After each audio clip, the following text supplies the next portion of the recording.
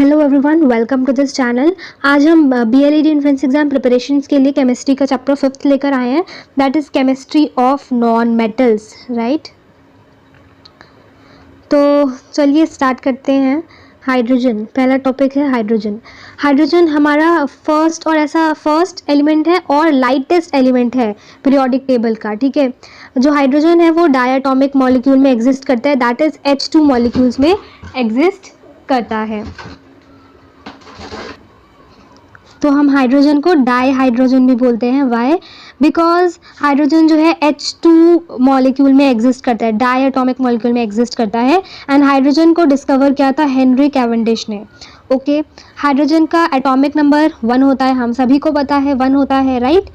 And electronic configuration 1s1 होता है। Okay, जो हाइड्रोजन है वो alkali metal and hydrogen atom दोनों में रिजेंबल करता है। और hydrogen is the most abundant element in the universe, यानी कि यूनिवर्स में सबसे लार्ज अमाउंट में हाइड्रोजन प्रेजेंट है, ठीक है। और even Jupiter and Saturn planets में कंसिस्टली जो मेनली हाइड्रोजन कंसिस्ट होता है, ठीक है। ओके, अब हम हाइड्रोजन के अगर आइसोटोप्स के बारे में बात करें तो हाइड्रोजन के 3 आइसोटोप होते हैं। इस बारे में हमने प्रीवियस लेक्चर में भी इसको पढ़ा था। आइसोटोप्स बेसिकली क्या होते हैं? आइसोटोप्स हमारे वो एटम या वो एलिमेंट होते हैं जिनका सेम एटॉमिक नंबर होता है बट डिफरेंट मास नंबर होता है, राइट। तो हमने बताया था इसलिए पहले लेक्चर में भी कि हाइड्रोजन जो है उसके 3 भाई होते हैं। पहला तो खुद हाइड्रोजन होता है, दूसरा ड्यूट्रम, तीसरा ट्रीटियम। हाइड्रोजन को हम प्रोटियम भी बोलते हैं। क्या बोलते हैं? प्रोटियम।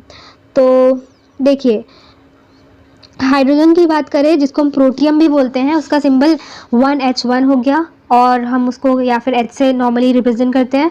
एटॉमिक मास तो सभी का 1 ही होगा, चाहे वो हाइड्रोजन हो, ड्यूट्रियम हो, ट्रीटियम हो। मास नंबर भी 1 होता है हाइड्रोजन का। और ये hydrogen non radio active in nature होता है। ड्यूट्रियम को हम D से रिप्रेजेंट करते हैं या फिर 1H2 से भी रिप्रेजेंट करते हैं। इसका मास नंबर 2 होता है, ये भी non radio active in nature होता है। थर्ड वन इज ट्रीटियम को हम कैपिटल T से रिप्रेजेंट करते हैं या तो फिर हम इसको 1H3 भी कह सकते हैं। एंड ये जो है क्या, tritium radio active in nature होता है और इसका मास नंबर 3 होता है, ठीक है। अब डाई हाइड्रोजन के यूजेस की अगर हम बात करें, डाई हाइड्रोजन, इसको वही हाइड्रोजन को हम बोलते हैं, है ना। तो जो हाइड्रोजन है या डाई हाइड्रोजन सिंथेटिक पेट्रोल बनाने में यूज़ होता है एंड ये रॉकेट फ्यूल में भी यूज़ होता है, लेकिन in the form of liquid hydrogen के फॉर्म में रॉकेट फ्यूल का यूज़ होता है। एंड इसको हम रिड्यूसिंग एजेंट के तरह भी यूज़ करते हैं, हाइड्रोजन को रिड्यूसिंग एजेंट की तरह भी यूज़ करते हैं लेबोरेटरी में एंड इंडस्ट्रीज़ में, ठीक है। एंड ये कंपाउंड्स प्रिपरेशन के वक्त भी हाइड्रोजन को यूज़ किया जाता है, लाइक एमोनिया, हेबर्स प्रोसेस, जिसको हेबर्स प्रोसेस बोलते हैं, ठीक है। हेबर्स प्रोसेस में एमोनिया का प्रिपरेशन होता है, ठीक है, तो उसमें भी हाइड्रोजन का यूज़ होता है। Water, gas, fertilizers such as urea, ammonium sulphate and etc। Okay, अब आ जाता है कार्बन क्या है भाई? कार्बन हमारा फ्री स्टेट में ऑकर होता है, या तो कोल के फॉर्म में, या तो डायमंड के फॉर्म में, या तो फिर ग्रेफाइट के फॉर्म में, ठीक है। समझ में आया? अगर इन कंबाइंड स्टेट की बात करें तो जो कार्बन है वो बहुत सारे मिनरल्स में कार्बोनेट के फॉर्म में फाउंड होता है। ओके, अब ये एलोट्रॉपी क्या होता है? What is this allotropy? तो मैं आपको बता दूं, एलोट्रॉपी किसी भी सब्सटेंस की ना, सर्टेन सब्सटेंस की एबिलिटी होती है कि वो सब्सटेंस जो है वो मैनी फिजिकल फॉर्म्स में भी एग्जिस्ट करता है या फिर वेरियस फिजिकल फॉर्म्स में एग्जिस्ट करता है, पर उनका केमिकल फॉर्म सेम होता है। इस फेनोमेनन को हम बोलते हैं एलोट्रॉपी। तो एलोट्रॉपी बेसिकली कुछ सब्सटेंसेस में ऐसी एबिलिटी होती है कि वो उनके वेरियस फिजिकल फॉर्म्स होते हैं कि वो वेरियस फिजिकल फॉर्म्स में एग्जिस्ट कर सकते हैं। तो ऐसी एबिलिटी को हम एलोट्रॉपी बोलते हैं। एलोट्रॉपीज जो होते हैं उन सभी की सेम केमिकल प्रॉपर्टीज़ होती है, बस वो फिजिकल प्रॉपर्टीज़ में डिफर करते हैं, ठीक है। Carbon exist in 2 different allotropic forms, ठीक है। First one is crystalline form, second is amorphous form,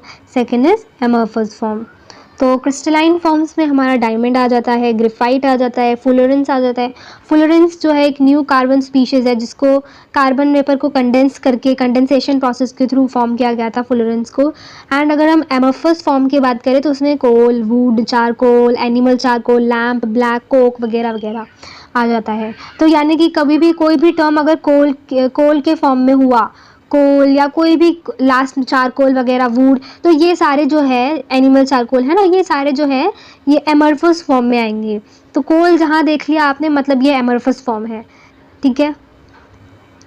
अब देखो, अगर कार्बन डाइऑक्साइड की बात करें तो कार्बन डाइऑक्साइड कार्बन के ऑक्साइड्स होते हैं जिसमें कार्बन का जो ऑक्सीडेशन स्टेट है वो कितना होता है, +4 होता है, ठीक है। एटमॉस्फेयर में CO2 0.03 से लेकर 0.05% में प्रेजेंट होता है, ठीक है। ये रहा। ओके, कार्बन डाइऑक्साइड के यूजेस की बात करें तो सबसे मेजर यूज इसका होता है फायर एक्सटिंग्विशर में, ठीक है। हम सभी को पता है फायर एक्सटिंग्विशर में इसका यूज़ होता है। दूसरा, in the preparation of aerated waters like soda water में। इवन कॉमर्शियल नेम एक है जिसका नाम ट्राइकोल है, इसमें भी रेफ्रिजरेंट के अंदर ये काम करता है। एंड ये फॉर आर्टिफिशियल रेस्पिरेशन में जो CO2 है वो O2 और CO2 के मिक्सचर के फॉर्म में यूज़ किया जाता है, जिसको हम बोलते हैं कार्बोजन। क्या बोलते हैं? कार्बोजन, ठीक है। और शुगर जूस में शुगर मैन्युफैक्चर करते वक्त शुगर जूस के प्यूरिफिकेशन में भी CO2 का यूज़ होता है। ओके, क्या हो रहा है नाउ? अब आ जाते हैं नाइट्रोजन में। नाइट्रोजन जो है वो VA ग्रुप से बिलोंग करता है, 5th A बोलते हैं जिसको हम, मतलब ग्रुप के ऊपर नाम होता है, जैसे कि आपको अभी दिख रहा होगा इमेज। तो यहाँ पे ये VA होता है, 6th A होता है, 7th A, ऐसे हम ग्रुप का नाम भी लिखते हैं। और हम इसको 15th ग्रुप में भी बोल सकते हैं कि नाइट्रोजन बिलोंग करता है 15th ग्रुप में पीरियोडिक टेबल के। और नाइट्रोजन का एटॉमिक नंबर 7 है, हम सबको पता है। इसका इलेक्ट्रॉनिक कॉन्फ़िगरेशन दिस वन ये है, 1s2 2s2 2p3। Okay, nitrogen भी डाई एटॉमिक मॉलिक्यूल में एग्जिस्ट करता है, वो भी ट्रिपल बॉन्ड के साथ, ठीक है। नाइट्रोजन पर ट्रिपल बॉन्ड लगता है। ओके, नाइट्रोजन को डिस्कवर किया था रदरफोर्ड ने, D रदरफोर्ड ने 1772 में। चलिए आगे बढ़ें। अब आता है नाइट्रोजन का एक और पॉइंट है हमारा, क्या कि जो नाइट्रोजन है एटमॉस्फेयर में वो इस वॉल्यूम से प्रेजेंट है, 78% बाय वॉल्यूम में प्रेजेंट है, राइट। अगर हम डाइनाइट्रोजन के यूजेस की बात करें तो कंपाउंड्स बनाने में डाइनाइट्रोजन का यूज़ होता है, ठीक है। लिक्विड नाइट्रोजन का यूज़ होता है एज अ रेफ्रिजरेंट, ठीक है, बायोलॉजिकल स्पीशीमेंस प्रिजर्व करने के लिए, और फूड स्टफ्स को फ्रीजिंग में, एंड साइरो सर्जरी, ये होगा कुछ और जो डाइनाइट्रोजन है वो गैस फिल्ड थर्मोमीटर्स में भी यूज़ किया जाता है, जो कि हाई टेम्परेचर्स मेज़र करता है, ठीक है। तो हाई टेम्परेचर कौन मेज़र करता है? गैस फिल्ड थर्मोमीटर्स, ठीक है। नाउ नेक्स्ट टर्म है ऑक्सीजन।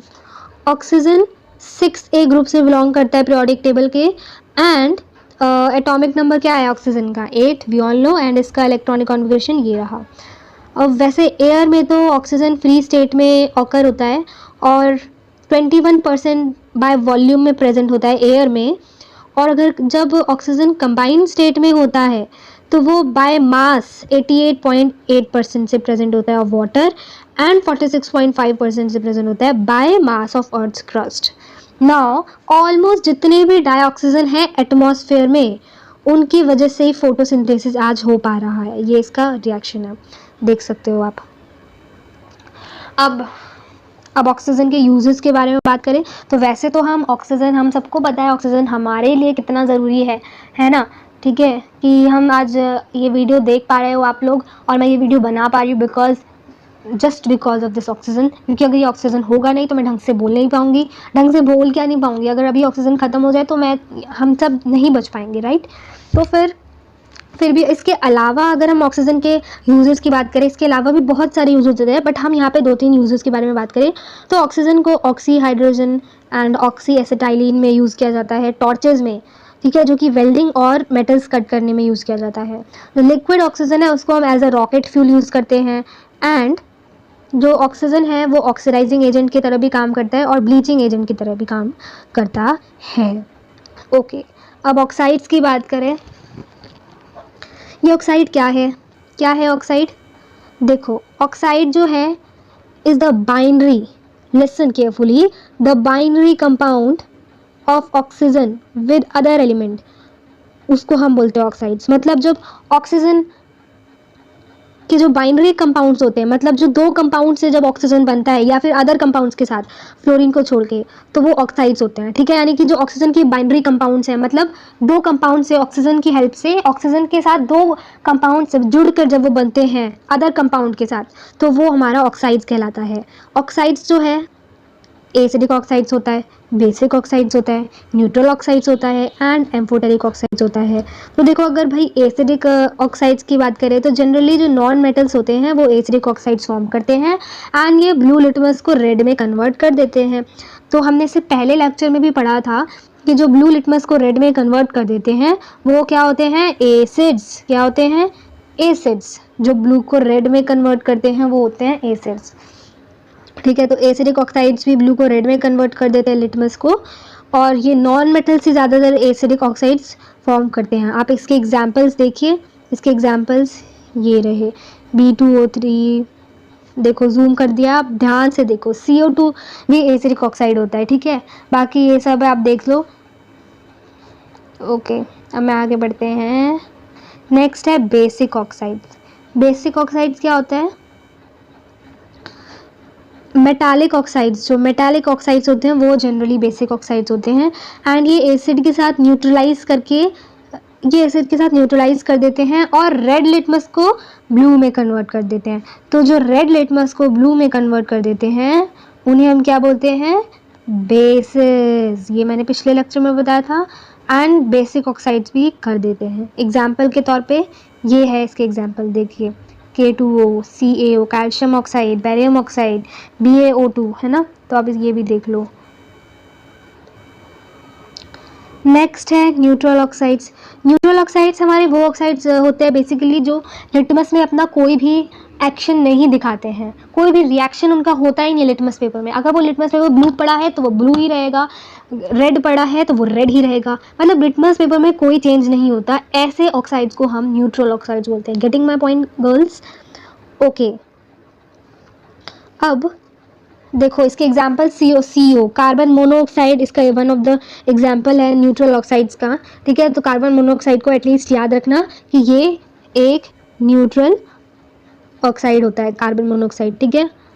चलिए, एम्फोटेरिक ऑक्साइड्स की बात करें तो एम्फोटेरिक ऑक्साइड्स वो ऑक्साइड्स होते हैं जो कि एसिड्स की तरह बिहेव करते हैं एंड बेस की तरह भी बिहेव करते हैं। यानी कि वो डिपेंड करता है कंडीशन पे, ठीक है। मतलब कभी कभी एसिड्स की तरह बिहेव करने लगेंगे, कभी कभी बेसिस की तरह बिहेव करने लगेंगे। तो ऐसे ऑक्साइड्स को हम बोलते हैं amphoteric oxides. Getting my point guys?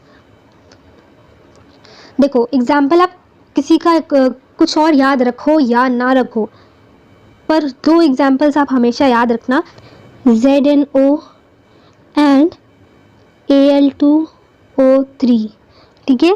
ये 2 आपको याद रखना है। आप इन दोनों को देख लेते हो तो मुंह पर आ जाना चाहिए कि भाई ये एम्फोटेरिक ऑक्साइड्स है। क्या एम्फोटेरिक ऑक्साइड्स है? NO एंड Al2O3, ठीक है। चलिए, तो बाकी ये भी एग्जाम्पल्स हैं, आप अगर इन्हें देखना चाहते हैं देखिए, याद करना चाहते हैं याद कीजिए, वो आप पे डिपेंड होता है। बट ये दोनों तो आपको अच्छे से याद करना है, ये दोनों आपको पता होना चाहिए। ZnO, Al2O3 एम्फोटेरिक ऑक्साइड्स के एग्जाम्पल्स हैं। तो हमारा चैप्टर नहीं ख़त्म होता है। सो अगर आपको थोड़ा सा भी समझ में आता है जितना मैंने पढ़ाया है तो प्लीज़ वीडियो को लाइक करें एंड सब्सक्राइब करें इस चैनल को अगर आपको हेल्पफुल लगता है। तो आज के लिए बस इतना ही। Thank you.